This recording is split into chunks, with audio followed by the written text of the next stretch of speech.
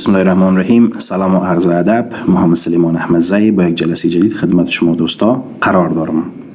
خب به درس ششم گروپ استایل خوش آمدین. آخرین درسی که ما شما خواندیم در ارتباط با استایل، روش ساختن استایل با کمک دیالوگ باکس ها بود. دیالوگ باکس فونت هم خواندیم، پاراگراف هم خواندیم، تب هم خواندیم، باردر هم خواندیم، لنگویج هم خواندیم. از این پوینت فریم، نمبرینگ، شورتکت کی و تکست افکت مونده. خب حالا میایم کار میکنیم که با کمک از این دیالوگ باکس ها چطور میتونیم ما شما استایل بسازیم. خب میگم استایل ما نامش باشه استایل 1. من در اینجا ما شما اولین کار که میکنیم خب میایم بخش فریم. سعی کنیم ما یک چیز به نام باردر قبلا خوانده بودیم که چوکات نوشته ها بود. اون موضوع جدا بود. فریم خودش چی است؟ فریم در حقیقت خود متن تبدیل به یک تکست باکس میسازه. یعنی ما شما یک باردر داریم، سعی کنین که باز بعداً میخوایم در تب دیزاین قسمت به نام باردر. این جداست. ما یک چیز داریم در اینجا به نام تکست باکس. در تب اینسرت که رسیدیم بخیر او را میخوانیم. تکست باکس خودش چی است؟ قالب های متن است، چوکات های نوشتاری متن هاست. چطور میتونیم این رقم یک قالب را ما شما به حساب متن از طریق استایل ایجاد کنیم؟ هر وقت سر استایل کلیک کنم برای متن ما یک قالب اپلای شود. برای درست کردن از این معلوم دار که ما شما میایم در بخش کرییت استایل، میگیم استایل ما نامش استایل 1 باشه، مودیفای میریم. دوباره به این بخش ما شما مراجعه میکنیم در بخش فرمت. خب سکند فریم. زمانی که داخل فریم داخل میشیم این رقم یک دیالوگ باکس باز میشه. داخل از دیالوگ باکس ها موضوعات مختلف داریم. اول خودی که مثلا ما از انتخاب میکنیم، میگم که ما میخوایم که زمان ما بالا استایل 1 کلیک میکنیم یک چوکات ایجاد شود. اندازه از چوکات نوشته سایز. کلی زیر براتون میگم. بخش تکست راپینگ داره، سایز داره، هوریزونتال، ورتیکال، کلی زیر دانه کار میکنیم. خب سکند بخش سایز. همین چوکاتی که زمانی که ایجاد میکنه سایزش چقدر باشه؟ اتوماتیک باشه. اگر آتو رو انتخاب کنیم یعنی خودش نظر به متن و چوکات خود عیار میکنه. ما میگم نه، چوکات رو میخوایم مشخصا پیشکی ست کنیم. پس میگیم exactly، میگیم ویدش عرضش باشه 2 اینچ خطکش، هایتش یکم باشه، اتومات باشه، اتلیست حداقل ما میگیم نه exactly فیکس باشه، فیکس 2 بشه. نشته میکنیم 2. پس در بخش سایز ما شما انتخاب کردیم که وید هایت عرض طولشان فیکس 2 اینچ باشه. حالا زمانی که میره اوکی برش میگم، دوباره اوکی میگیم. سکند برنامه استایل 1 اینجا چیز ساخته شد. حالا سکند طور مثال با کمک فرمول رند یک پاراگراف نوشته میکنیم، انتر میکنیم. حالا مثلا میخوایم بالای متن ما شما استایل 1 تطبیق بکنیم. وقتی ما شما کرسر خود سر استایل میمونیم، داخل پاراگراف میمونیم و بالای استایل 1 کلیک میکنیم، سکند استایل ما شما رو تبدیل به تکست باکس وقت میبینین یک تکست باکس نوشته است، یک فریم داره. سایز نوشته چقدر است؟ سایز این فریم 2 اینچ عرضش است، 2 اینچ هم طولش است. خب اگر می‌خواسته باشم برازی بگویم که ما می‌خوایم همین نوشته همین باکس رو که ما شما ایجاد میکنیم موقعیتش هم تغییر بکنه. طور مثال بیشتر ما شما دیدیم که زمان سر متن من کلیک کردم در کجا مثلا متن در این بالا بود، زمانی که سرش کلیک کردم در اون قسمتی که قرار داره تبدیل به یک باکس، یعنی داخل تکست باکس رو آوردم و در اون بالای صفحه قرار داره.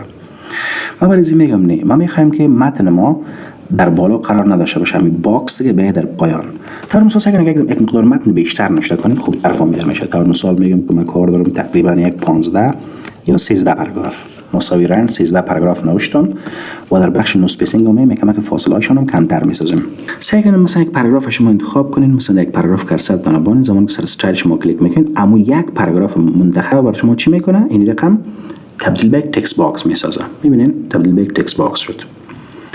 اینا رو میگه برش میگم موقعیت از این باید تغییر بکنه، در اون بالای صفحه باید قرار نگیره. پس چیکار میکنیم؟ ما شما میریم بالای از کلیک راست میکنیم، دوباره پس مودیفای میریم، در بخش فرمت قرار میگیریم، در بخش فریم میریم. برای از میگم بعد از اینکه اندازه‌اش من انتخاب کردم موقعیتشون در صفحه انتخاب میکنم. نوشته است پوزیشن افقی، پوزیشن هم میشه موقعیت افقی و ورتیکال پوزیشن موقعیت عمودی. خب سکن میگم موقعیت افقی شما انتخاب میکنیم، از ما پرسان میکنه که می چوکات متن شما در طرف چپ صفحه قرار بگیره، در راست صفحه قرار بگیره، در وسط قرار بگیره، این ساید اوت ساید در کجا باشه. ما میگم سنتر باشه. خب میگه سنتر مبنایش چی؟ یعنی مبنایش ستون ها باشه، در اون ستونی که از در وسط اون ستون قرار بگیره. مارجنز بر اساس آشه های صفحه مثلا سنتر محاسبه بکنه یا بر اساس خود صفحه، یعنی مبنای واحد اندازه‌گیری هدفش است که یعنی مبنای واحد اندازه‌گیری چی باید باشه. ما میگیم سگن مبنای واحد اندازه‌گیری صفحه باشه، یعنی زمانی که میگیم سنتر یعنی ورق، سنتر ورق باید باشه، یعنی وسط کامل خود صفحه قرار بگیره، یعنی مبنا رو آشه ها یا ستون قرار نده. خب برای پیج انتخاب میکنیم. پس این سنتر گرفتیم. به شکل عمودی هم موقعیت در کجا باید باشه؟ میگم مثلا در تاپ، در بالای صفحه باشه، باتم، پایین، سنتر. ما میگم در سنتر باشه.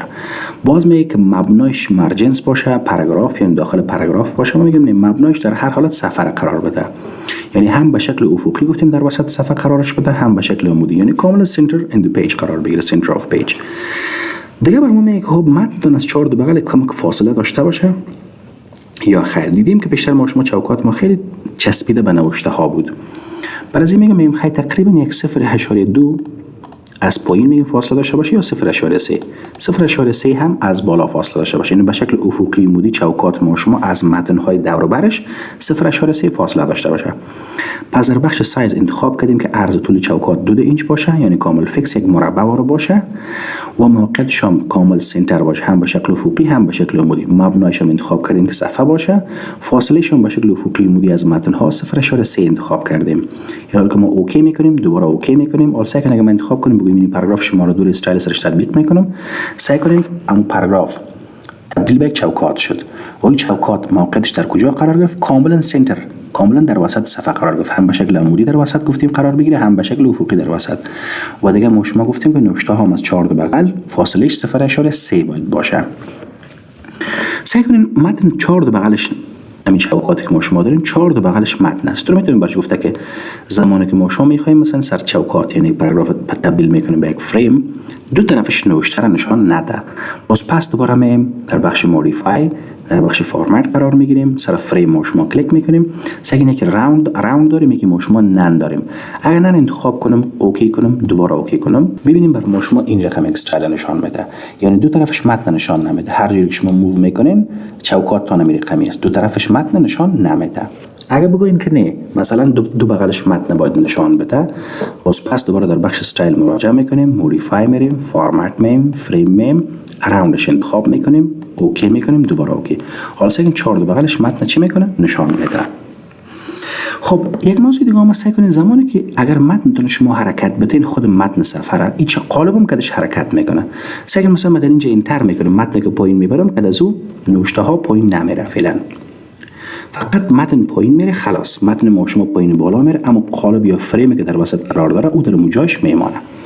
این چرا حرکت نکرد؟ بعض اوقات حرکت میکنه، بعض اوقات نمیکنه. دلیلش چی است؟ در بخش مودیفای میریم، فرمت میریم، فریم میریم. در اینجا سعی کنید یک چیز ما شما داره برای موو ویت تکست. موو ویت تکست اگر فعال باشه اوکی کنین، دوباره اوکی کنین، آری با متن ما حرکت میکنه. خب اینجا سعی کنید من این ترک میکنم، میبینین که پاراگراف پایین میره، بالای پاراگراف بالا پس میره. سعی زمان که ما مثلا متن ما شما حرکت میکنیم پایین بالا میره، امروز از اون فریم می چوکات نوشته هم چی میشه؟ پایین بالا میره. دلیلش چی است که اونجا موو تکست فال شد. در حالی که اگه ما پس دوباره بریم در بخش مودیفای فریم ایره آف بکنم، اوکی بکنیم، دوباره اوکی. حالا که مثلا کسی متنش پایین بالا میره، نباید فریم ما شما سعی زمانی که متن پایین بالا میره فریم اصلا در اون جایش هست، از جای خودش شور نمیخوره.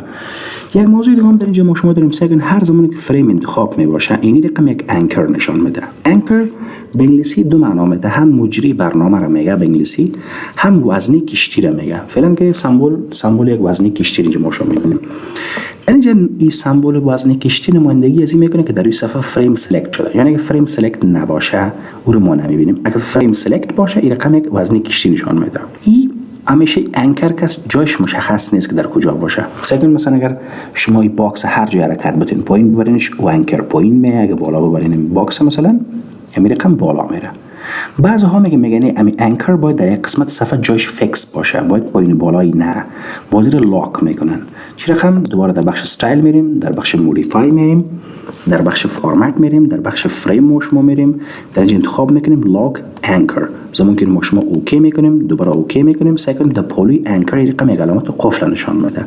حالا به این که موقعیت از این لاک شد. حالا یک کسی مثلا میگیره امی فریم هر قسمت صفحه میبره میاره، ببینید که او در موجایش لاک است، او از موجایش پایین نمیه. بیشتری رقم بود که زمان شما متن پایین بالا میبردین امی فریم و هم پایین بالا میاد. زمانی که فریم نوشته انتخاب شده باشه او رو نشان میده، هر زمانی که انتخاب نباشه او رو نشان نمیده.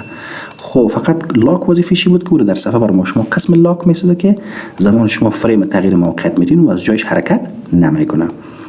اگه خواسته باشیم پس مووبل شه، قابل حرکت شه، معلوم دار بالای مودیفای، بالای استایل تن کلیک راست کرده، مودیفای بین، فرمت بین، فریم بین، این غیر فعال ساخته، اوکی، دوباره اوکی. حالا سگین علامت قفلش از بین رفت. حالا دیگه لاک نیست. حالا هر جایی که مثلا فریم شما حرکت میکنه وام می هم تو حرکت میکنه. اگه پایین صفحه برینش پایین صفحه میره، اگه بالای صفحه برینش بالای صفحه میره، یعنی موقعیت خودش تغییر داده میره. و در آخر هم اگر با شما خواسته باشیم مثلا بخوایم این فریم از بین ببریم، تا مثال برش بگیم که این فریم رو که ما شما ایجاد کردیم دوباره رو میخوایم دیلیت بکنیم، پس چیکار میکنیم؟ دوباره میایم در بخش استایل مودیفای میریم، بخش به نام فرمت، میایم بالای فریم کلیک میکنیم. بعد از این تنظیمات در آخر یک چیز داریم به نام ریموو فریم، انتخاب کرده اوکی میگیم.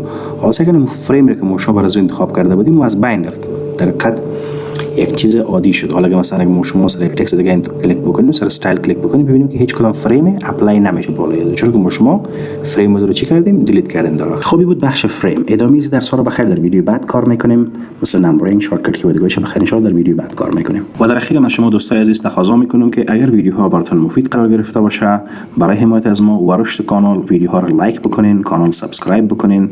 با امید دیدار در جلسات بعد و السلام.